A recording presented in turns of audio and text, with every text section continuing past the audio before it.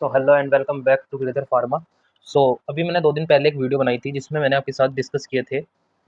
हाँ, 2019 में paramedical categories की क्या कट ऑफ गई है। बेसिकली इसमें सभी जितने भी हमारे फार्मासिस्ट की कितनी ज़्यादा कट ऑफ गई है या फिर पैरामेडिकल कैटेगरी में कितनी कट ऑफ गई है, हर किसी की दे रखी है इसमें, चाहे वो स्टाफ नर्स हो, चाहे वो हेल्थ एंड मलेरिया इंस्पेक्टर जो कि 2019 में आई थी उसकी जॉब हो, फार्मासिस्ट एंट्री ग्रेड 3rd हो, ईसीजी टेक्नीशियन हो, या फिर अदर कोई और भी जोन में जैसे कि डाइटिशियन, इस बार भी डाइटिशियन की शायद 2 वैकेंसी थी, चाहे वो डायलिसिस टेक्नीशियन हो, चाहे वो रेडियोग्राफर हो, लैब टेक्नीशियन हो। तो 2019 के पैरामेडिकल में भी ये सभी की सभी जॉब्स आई थी, ठीक है ना, ये वैकेंसीज आई थी। तो उसी के अकॉर्डिंग मैंने आपको 2019 का पूरा एनालिसिस करा था और बताया था कि आपकी कट ऑफ इतनी जा सकती है। उसके बाद में मैंने एक वीडियो डाली थी जिसमें कि आरआरबी में अलॉटमेंट किस तरीके से होता है, कौन कौन से जोन में अलॉटेड होती है वैकेंसीज, या फिर किसको ऑफर लेटर कैसे मिलता है, उसके रिगार्डिंग भी एक वीडियो है, ठीक है ना। चैनल पर अगर आप नए हैं तो सबसे पहले तो चैनल को सब्सक्राइब कर लीजिए, क्योंकि अब मैं ऐसे ही इन्फॉर्मेटिव वीडियोस आपके लिए लाता रहता हूँ।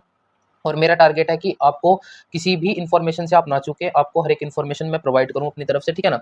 और देखिए, जब मैंने आपको पैरामेडिकल 2019 का पूरा एनालिसिस एक वन बाय वन एक एक करके बताया था, इधर देखिए, मैंने आपको इलाहाबाद का भी बताया था, अजमेर का भी बताया था, ठीक है ना। इधर मैंने आपको अदर जितने भी थे, बेंगलुरु, ये सभी के सभी जोन्स मैं पिछले वीडियोस में कवर कर चुका हूँ, ठीक है ना। कोई भी ऐसा जोन नहीं बचा था जिसमें मैंने आपको इसका क्राइटेरिया ना बताया हो। और उसमें भी मैंने आपको ये बताया था कि देखो, जैसे आरआरबी भुवनेश्वर है, आरआरबी भुवनेश्वर में फार्मासिस्ट की कट ऑफ यहाँ पर 56 गई है, बट लेकिन इन्होंने जो cut off marks for regular shortlist जो इन्होंने स्टूडेंट शॉर्टलिस्टेड करे हैं, तो उसमें इन्होंने कट ऑफ बढ़ा दी। तो इन्होंने अब फार्मेसी कट ऑफ 61 कर दी, कहाँ 56 और कहाँ 61, ये शायद मैंने आपको नहीं बताया होगा या फिर बताया भी होगा। आप उस वीडियो में जाकर एक बार देख भी सकते हैं, या फिर आप यहाँ पर भी समझ सकते हैं ऐसा ये क्यों करते हैं। मैं आपको इसका रीजन बताता हूँ। जैसे सपोज आरआरबी बिलासपुर है, रेलवे बिलासपुर की, इन्होंने सबसे पहले कट ऑफ लगाई फार्मासिस्ट की दोनों रीजन में 57 और 59, 57 और 59। अब इन्होंने क्या करा, इस कट ऑफ को क्यों इंक्रीज किया, इसका रीजन मैं आपको इसी वीडियो में बताऊंगा कि इंक्रीज क्यों हुई। 57 59 से 67 और 59 की कट ऑफ कैसे हो गई। देखिए, इसका एक रीजन होता है, जैसे ही आपका कोई भी, मैं थोड़ा सा मुझे स्पेस मिल जाए वहां पर मैं आपको समझाने की कोशिश करता हूँ, ठीक है ना। देखिए, मैं थोड़ा सा लास्ट की तरफ स्पेस की तरफ चलता हूँ। देखिए, जैसे ही सपोज कोई भी आपका कट ऑफ जारी करी गई, कट ऑफ इन लोगों ने जारी कर दी, सपोज इसका ही ले लेते हैं, ये है आरआरबी सिलीगुड़ी, सिलीगुड़ी में फार्मासिस्ट की 46 इन्होंने कट ऑफ जारी कर दी, एंड इन्होंने दूसरी बार में इसकी 53 करी। अभी यहाँ पर इन्होंने 46 करी थी और अब अभी इन्होंने 53 कर दी। तो अब इन्होंने ऐसा क्यों करा कि ये इंक्रीज क्यों कर दी, कि प्लस में इंक्रीज क्यों कर दी इन्होंने कट ऑफ, उसका रीजन मैं आपको सिंपली भाषा में बताने की कोशिश करता हूँ। देखिए, जैसे ही कट ऑफ रिलीज होती है, तो उसके बाद इन कैंडिडेट्स को डीवी, या फिर जिसे आप डॉक्यूमेंट वेरिफिकेशन बोलते हैं, या फिर ई कॉल लेटर के द्वारा इन्हें बुलाया जाता है कि आप अपने डॉक्यूमेंट सबमिट करिए जो आपने ऑनलाइन आवेदन करते वक्त लगाए थे। तो उसमें क्या होता है कि कट ऑफ तो इन्होंने 46 करी थी, बट लेकिन इन्हें एक रिवाइज कट ऑफ लगानी पड़ती है, क्योंकि उस डीवी में काफी सारे बच्चे और मिल जाते हैं इन्हें। मतलब वैकेंसी तो सपोज 8 है और बच्चे हो गए 18, तो यार ये लोग कैसे छाटेंगे। आप खुद सोचो ना कि आरआरबी भोपाल में वैकेंसी 8 है और बच्चे इन्हें मिल गए 18, तो अब एक बार बताओ, अब ये बच्चे कैसे छटेंगे। 8 बच्चों को ही तो नौकरी मिलेगी, जितने आवेदन या फिर जितनी वैकेंसीज वेकेंट है उतनी ही तो मिलेंगी। तो ये क्या करते हैं, 8 से 18 बच्चों के लिए ये कट ऑफ को इंक्रीज कर देते हैं, बढ़ा देते हैं। तो इसीलिए आप, मैं कभी भी ये कट ऑफ नहीं बताता कि आप बॉर्डर लाइन पर है तो आपको 50 में भी सिलेक्शन हो जाएगा। भाई, भले ही आप कट ऑफ क्लियर कर जाओगे बट सिलेक्शन नहीं होगा। क्यों? क्योंकि आपको जोन वाइज देखना होता है कि आपके जोन में कितने कैंडिडेट्स अवेलेबल हैं। ये उस चीज के ऊपर डिपेंड करता है कि सपोज अजमेर जोन है, तो अजमेर जोन में कितने बच्चे अवेलेबल हैं। अगर 1800 बच्चे अवेलेबल हैं, 18,000 बच्चे अवेलेबल हैं, 800 बच्चे अवेलेबल हैं, उस हिसाब से कट ऑफ जारी करी जाती है। और ये बात हमेशा ध्यान रखना कि रिवाइज कट ऑफ हमेशा लगती है। अगर बच्चे ज्यादा हो जाते हैं तो हमेशा रिवाइज कट ऑफ बढ़ती ही बढ़ती है। सपोज आपका रिजल्ट आज आरआरबी दे देती है कि आपकी कट ऑफ 50 गई है अजमेर जोन की, ठीक है ना। उसके बाद ये कट ऑफ इंक्रीज होकर 53-54 तक पहुंच जाएगी। क्यों? क्योंकि बच्चे इतने ज्यादा क्वालिफाई कर रहे हैं, उन्हें केवल और केवल 8 बच्चों की नीड है, 18 बच्चों की नीड नहीं है। तो इसलिए हमेशा रिवाइज कट ऑफ में बढ़ती है कट ऑफ। क्योंकि कुछ बच्चे तो देखो ऐसे फेल हो जाते हैं कि उनके पास रजिस्ट्रेशन नहीं है पीसीआई का, या फिर उनके पास कोई अदर क्वालिफिकेशन नहीं है, या फिर जिस भी वजह से रेलवे उनको बाहर करता है, वो बच्चे बाहर हो जाते हैं। बट लेकिन कुछ बच्चे, सभी कुछ सही होता है, कुछ बच्चों के पास रजिस्ट्रेशन भी है और सब कुछ उनका काम परफेक्ट है, तो फिर रेलवे को ये जिम्मेदारी सौंप दी जाती है कि कुछ भी करके इस कट ऑफ को, हमें इतने ही कैंडिडेट चाहिए, इस कट ऑफ को बढ़ाओ या कुछ भी करो, हमें नहीं पता, हमें केवल केवल 8 बच्चे चाहिए। अजमेर जोन में 8 ही वैकेंसी खाली है। तो इसलिए क्या करता है फिर आरआरबी, फिर ये आरआरबी आपकी कट ऑफ को इंक्रीज करता है, क्योंकि बच्चे ऐसे ही छटेंगे और किसी तरीके से तो बच्चे नहीं छटे जा सकते ना। आप उनकी सही चीजों को गलत थोड़ी ना कर सकते हो भाई, ठीक है ना। तो बच्चे इस तरीके से छटते हैं, तभी 46 से 53 कट ऑफ कूद जाती है। क्यों? क्योंकि उस जोन में बच्चे ही ज्यादा हैं। क्या कर सकते हैं भाई, कट ऑफ बढ़ानी पड़ेगी। यही काम सीजीएल, यही काम गवर्नमेंट के हर एग्जाम में होता है। आप गवर्नमेंट के टीचिंग का एग्जाम ले लो, टीचिंग की कट ऑफ सपोज 52 नंबर लगी है, अब टीचर ज्यादा हो गए, सभी का डॉक्यूमेंट वेरिफिकेशन हो गया, सबको सबका सब कुछ हो गया, वैकेंसी कुल 600 है और इधर बच्चे पढ़े हैं 800। अब इन 200 बच्चों को कैसे हटाया जाए? 2 नंबर कट ऑफ बढ़ाकर, तो 200 बच्चे अपने आप छट जाएंगे। सपोज 200 बच्चों के नंबर जो है वो 54 है, ठीक है ना, आपने कट ऑफ बढ़ा दिया, आपने कट ऑफ 56 कर दी, तो 200 बच्चे वैसे ही निकल जाएंगे। तो इस तरीके से कट ऑफ थोड़ी सी इंक्रीज करनी होती है, इसीलिए कट ऑफ हमेशा इंक्रीज होती है, इसीलिए 2 कट ऑफ हमेशा लगाई जाती हैं। जैसे कि आप ऊपर भी देख सकते हैं, इसमें दिखाता हूं मैं आपको, देखिए ये आरआरबी सिकंदराबाद है। आरआरबी सिकंदराबाद में स्टाफ नर्स की कट ऑफ 62 गई है, और इन्होंने जब ये रिवाइज शॉर्ट लिस्ट, जब इन्होंने स्टूडेंट्स को शॉर्ट लिस्ट किया तो उन्हें पता लगा कि बच्चे तो ज्यादा अवेलेबल हैं, तो इन्होंने स्टाफ नर्स की कट ऑफ बढ़ाकर 64 कर दी, 2 नंबर इन्होंने इंक्रीज कर दी, 62 से 64 कर दी, तो बच्चे तो वैसे ही खल गए, है ना भाई। भाई जिनके जिनके नंबर, और तुम्हें तो पता है आरआरबी में नॉर्मलाइजेशन में इतने मार्क्स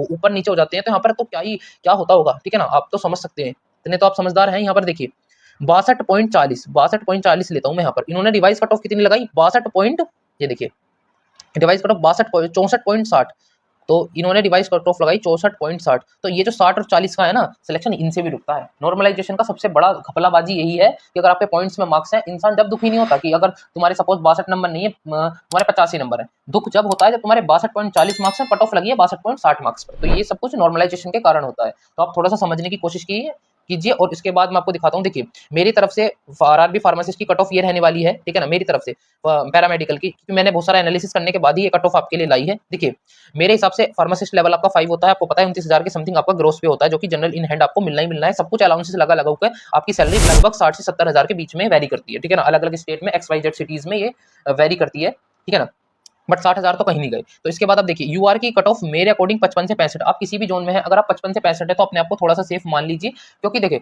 55 है, ये 55 वो कट ऑफ है जो कि आपकी जाने के चांसेस है, बट 65 मार्क्स वो है जो कि आपको फाइनलाइज शॉर्टलिस्ट किया ही जाएगा, ये बात मैं ठोक के बोल सकता हूँ। अगर आपके 65 मार्क्स हैं यूआर कैटेगरी में, आप लिख के ले लो, आप फाइनल राउंड तक भी जाओगे, वो बात अलग है, वो किस्मत के ऊपर है, भगवान के ऊपर डिपेंड है, भगवान जानता है कि होना है नहीं होना, बट इतनी मुझे पता है कि आप बीच में नहीं रुकोगे, क्योंकि ये कट ऑफ मैंने जारी करी है 55 से 65 के बीच में अगर मार्क्स हैं। अगर देखिए अगर आपके मार्क्स 55 से कम है या 55 की रेंज में है, 55-56 है, तो हो सकता है कि आपको रिवाइज कट ऑफ लगा के ये लोग बाहर कर दे, बट लेकिन अगर आपके रेंज 62, 65 और 60 की रेंज में मार्क्स है, आप कतई बाहर नहीं होने वाले, इस बात को आप लिख लीजिए। ओबीसी में भी ऐसा ही है, 53 से 60 के बीच में, ये मेरा अनुमान है, और ये अनुमान बिल्कुल सही जाने वाला है, इस बात को मैं आपको लिखित में दे सकता हूँ, आप कभी बाहर नहीं होंगे अगर आपके ओबीसी में 60 की रेंज में मार्क्स है, 53 से 60 के बीच में मार्क्स हैं। ईडब्ल्यूएस में ज्यादा डिफरेंस आता नहीं है, तो इसलिए मैंने इसकी कट ऑफ 52 से 58 लगाई। एससी 48 से 56 तक भी मार्क्स है, तो बहुत ज्यादा खुश हो लीजिए, ठीक है ना, ठीक है, बिल्कुल कोई दिक्कत वाली बात। एसटी 45 से 50 मार्क्स हैं, तो आप बिल्कुल सेफ है। एक बात और ध्यान रखिए, देखिए यार मैं आपको एक बात बताना चाहता हूँ, पेपर इतना ज्यादा ईजी नहीं आया था, जितने बच्चों से मेरी बात हुई है, जितने बच्चों को मैं जानता हूँ, पेपर इतना ज्यादा इजी नहीं आया था पैरामेडिकल का, चाहे वो किसी का भी हो, चाहे वो नर्स का हो, टेक्नीशियन का हो, डाइटिशियन का हो, किसी का भी हो, चाहे वो फार्मासिस्ट का हो,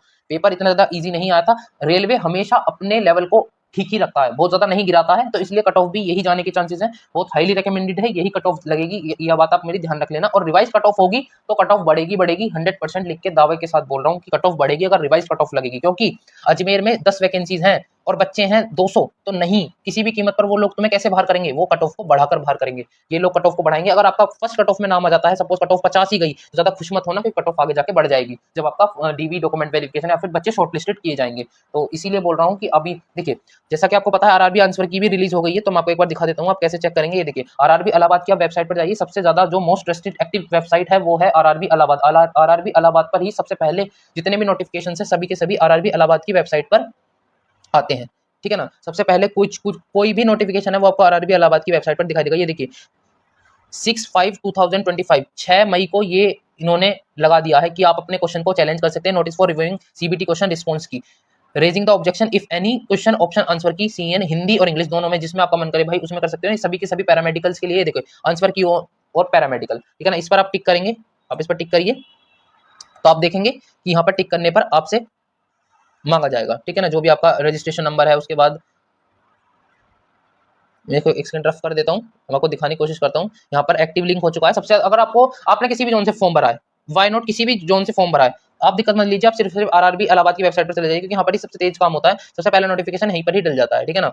तो आप बिल्कुल भी दिक्कत मत लीजिए। आरआरबी ये देखिए आंसर की पैरामेडिकल पर आप क्लिक करेंगे, तो यहाँ पर आपको क्या करना है, यहाँ पर आपको देखिए, यहाँ पर आपको सबसे पहले पंजीकरण संख्या डालनी है, जो भी आपका रजिस्ट्रेशन नंबर है, उसके बाद आपको अपना जो भी आपकी डेट ऑफ बर्थ है, उसके बाद ये कैप्चार 867213 जो भी ये कैप्चार है इसको भर दीजिए, और उसके बाद अपने क्वेश्चन चैलेंज कर दीजिए, अगर आपको लगता है कि ये क्वेश्चन मेरा सही है और आरआरबी ने इसका आंसर गलत दिया है तो, ठीक है ना।